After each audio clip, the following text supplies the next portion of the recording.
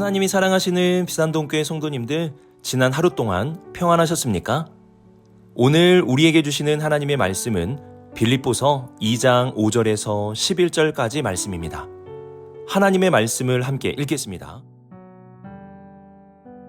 너희 안에 이 마음을 품으라.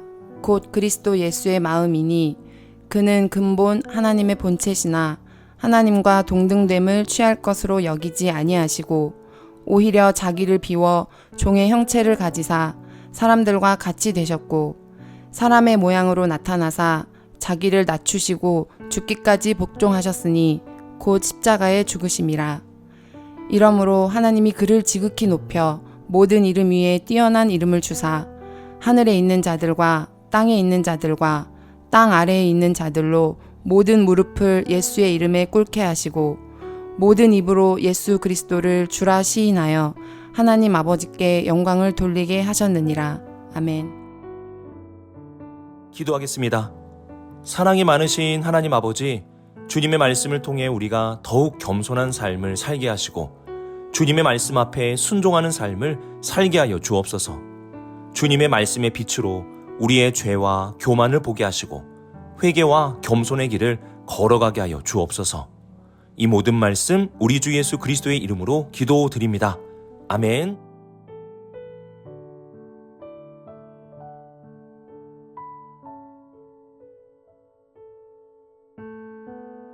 빌립보서는 서신서입니다. 서신서라는 것은 당시 교회에 어떠한 문제가 일어났고 그 문제를 해결하기 위한 말씀들이 많이 기록되어 있다는 것을 의미합니다. 어제 말씀에서 바울은 하나됨을 굉장히 강조하였는데요. 그 이유는 빌립보 교회 안에 분쟁과 분열의 상황이 있었기 때문입니다. 바울은 이러한 분쟁, 분열의 문제를 해결하기 위하여 예수님의 마음을 품어야 할 것에 대해 말씀하고 있습니다. 그러면 예수님의 마음은 어떠한 마음일까요? 6절을 보시면 그는 근본 하나님의 본체시나 하나님과 동등됨을 취할 것으로 여기지 아니하시고 라고 말씀합니다. 먼저 바울은 예수님의 신분에 대해 알려주는데요. 그분은 하나님의 본체이십니다. 여기서 본체라는 것은 보이지 않는 것을 우리가 보고 느낄 수 있도록 해주는 것입니다. 요한복음을 보시면 말씀이 육신이 되어 우리 가운데 거하셨다고 말씀합니다. 말씀 자체는 보이지 않는 것이지만 그 말씀이 육신이 되어 우리 가운데 거하심으로 우리에게 보이지 않았던 하나님의 영광을 우리가 보게 되었습니다. 이처럼 본체라는 것은 보이지 않는 것을 우리가 보고 느낄 수 있는 형태로 우리에게 나타나게 되었다는 것을 표현하는 것입니다. 예수님은 하나님의 본체, 즉 우리의 눈에 보이게 임하신 하나님을 의미합니다.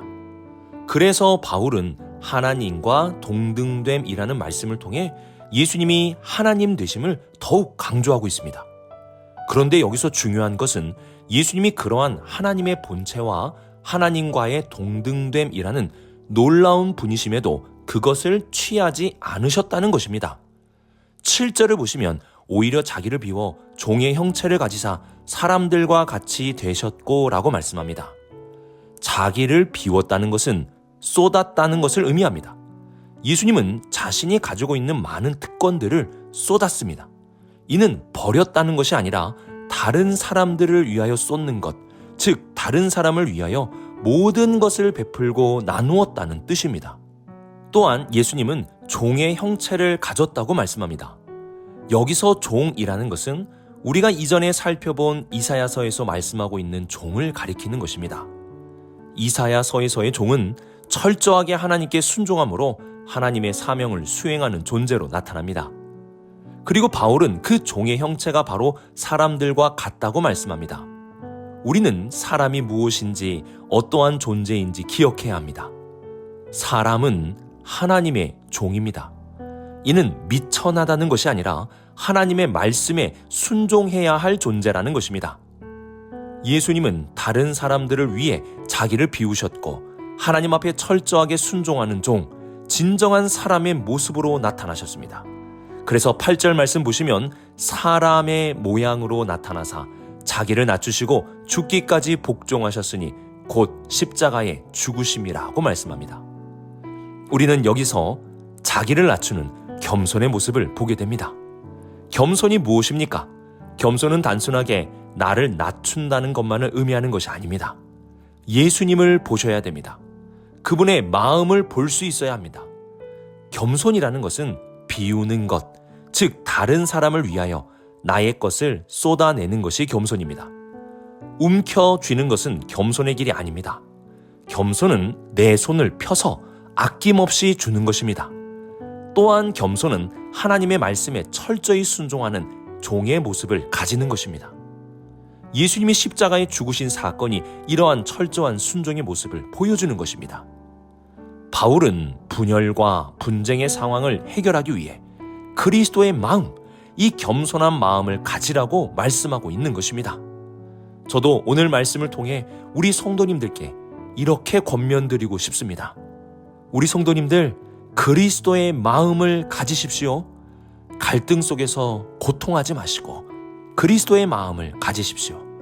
다른 사람을 위하여 아낌없이 주는 겸손, 하나님의 말씀에 철저히 순종하는 겸손, 이러한 그리스도의 겸손의 마음을 가진다면 분쟁이 아닌 화평이, 갈등이 아닌 그리스도의 사랑이 우리 성도님들의 삶 가운데 흘러가게 될 것입니다.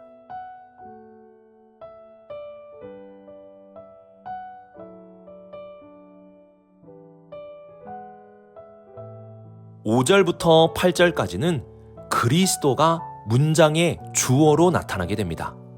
그리스도께서 어떻게 행하셨는지가 주된 말씀입니다. 그리고 9절부터 11절까지는 하나님이 주어로 나타나게 됩니다. 겸손하게 살아가신 그리스도를 하나님이 어떻게 하셨는지를 알려주는 것입니다.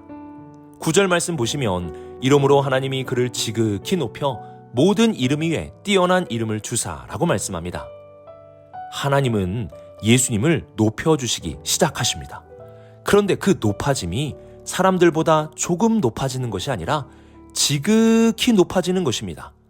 얼마나 높아지는지 10절을 보시면 하늘과 땅 그리고 땅 아래에 있는 모든 자들이 예수님의 이름 앞에 무릎을 꿇게 된다고 말씀합니다. 그리고 11절을 보시면 모든 입으로 예수 그리스도를 주라 시인하여 하나님 아버지께 영광을 돌리게 하셨느니라고 말씀합니다. 여기서 주라는 말씀은 하나님을 빗대어 표현하는 방법입니다. 하나님은 예수님을 높여주시는데 하나님의 위치까지 높여주십니다. 낮아짐은 낮아짐으로 끝나는 것이 아니라 낮아진 자를 하나님이 높여주심으로 지극히 높은 자가 되는 것입니다. 예수님은 공생의 기간에도 겸손, 즉 이 낮아짐이 높아짐이 된다는 사실을 말씀해 주셨는데요. 마태복음 23장 12절 보시면 누구든지 자기를 높이는 자는 낮아지고 누구든지 자기를 낮추는 자는 높아지리라고 말씀하셨습니다. 누구든지입니다. 예외가 없습니다. 또한 마태복음 18장 4절에서는 그러므로 누구든지 이 어린아이와 같이 자기를 낮추는 사람이 천국에서 큰 자니라고도 말씀하셨습니다. 이렇게 예수님은 낮아지는 자가 높아진다는 사실을 자주 가르쳐 주셨습니다. 그리고 이 사실을 직접 자신의 삶을 통해 본으로 보여주셨습니다. 예수님은 이 땅에서 모든 자들을 섬기는 종으로 살아가셨고 하나님께 복종하심으로 십자가에 죽으셨습니다. 그분은 모든 것을 다른 사람들을 위하여 쏟으셨습니다. 목숨까지도 내어놓으셨습니다. 그 결과 하나님이 예수님을 지극히 높이심으로 예수님께서 계속 가르쳐 주셨던 그 말씀이 진리이심을 보여주셨습니다. 높아지는 길은 낮아지는 것이고 얻는 길은 다른 이들을 위해 베푸는 것이고 생명의 길은 죽기까지 복종하는 것입니다. 하나님께서 인정하시고 하나님이 기뻐하시는 것이 바로 이러한 낮아짐입니다. 겸손의 삶은 우리가 이 세상에서 좋은 사람이 된다는 정도를 말하는 것이 아닙니다.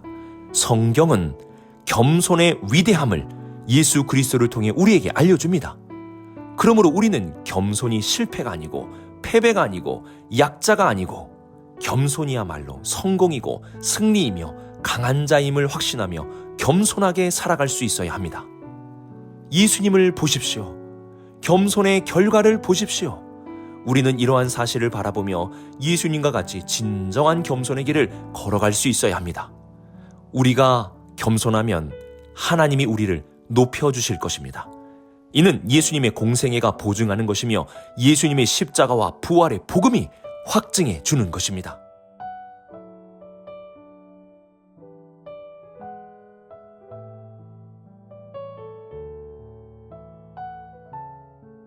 예수님의 겸손은 놀라운 결과를 가져왔습니다. 먼저는 낮아짐이라는 것이 높아짐이라는 역전의 결과를 가져왔습니다. 낮아지는 것은 끝까지 낮아지는 것이 아니라 하나님이 그 낮은 자를 높여주시는 역전이 일어나게 되는 것입니다. 이와 함께 예수님의 겸손은 화평의 결과를 만들었습니다. 에베소서 2장 14절 보시면 그는 우리의 화평이신지라 둘로 하나를 만드사 원수된 것 곧 중간에 막힌 담을 자기 육체로 허시고 라고 말씀합니다. 예수님의 겸손은 하나님과 원수된 우리의 관계에 화평을 이루어 주셨습니다. 이처럼 겸손히 화평을 만드는 것입니다. 예수님은 하나님과 원수된 우리의 관계를 해결하시기 위해 겸손의 길을 선택하셨습니다. 그리고 그 결과 하나님과 우리는 아버지와 자녀의 관계로, 하나님과 구원받은 백성의 관계로 화평을 누리게 되었습니다. 지금 빌립보 교회는 분쟁과 갈등으로 어려움을 겪고 있습니다. 이러한 상황 속에서 바울은 주님의 마음을 가지라고 권면합니다. 이는 겸손을 가지라는 것입니다.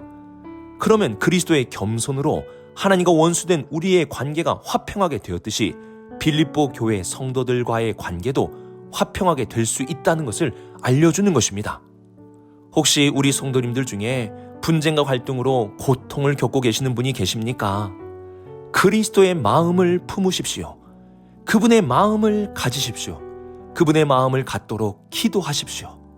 우리가 그리스도의 마음을 가지면 더욱 겸손하게 될 것이고 그 겸손은 화평을 만들어 줄 것입니다. 오늘의 말씀을 묵상하며 먼저 겸손에 대해 잘 기억할 수 있기를 바랍니다. 겸손은 움켜쥐는 것이 아니라 다른 이들을 위해 내 손을 펴는 것, 즉 아낌없이 베푸는 것입니다. 또한 겸손은 하나님 앞에 철저한 복종의 모습을 보여줍니다. 이러한 겸손에 대해 잘 기억하셔야 합니다. 또한 겸손의 결과를 기억할 수 있기를 바랍니다.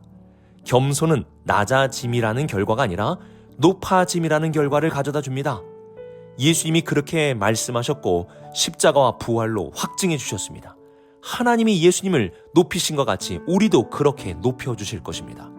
또한 겸손의 결과는 화평입니다.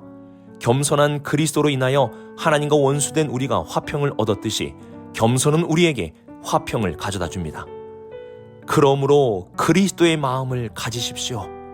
오늘도 겸손한 그리스도의 마음을 통해 하나님이 높여주시는 삶, 그리고 화평을 이룰 수 있는 복된 삶이 되시길 주님의 이름으로 축복합니다. 기도하겠습니다. 사랑이 많으신 하나님 아버지, 우리가 그리스도의 마음을 가져서 이 땅에서 더욱 겸손한 삶을 살게 하여 주옵소서. 오늘도 겸손, 내일도 겸손, 그리스도의 이러한 겸손한 마음이 늘 우리 안에 있게 하여 주옵소서. 그래서 주님이 주시는 놀라운 역전을 경험하고 하나님이 주시는 화평을 경험하는 복된 삶이 되게 하여 주옵소서. 오늘도 그리스도의 마음을 가지고 겸손하겠습니다. 이 모든 말씀 하나님의 아들 우리 주 예수 그리스도의 이름으로 기도드립니다. 아멘.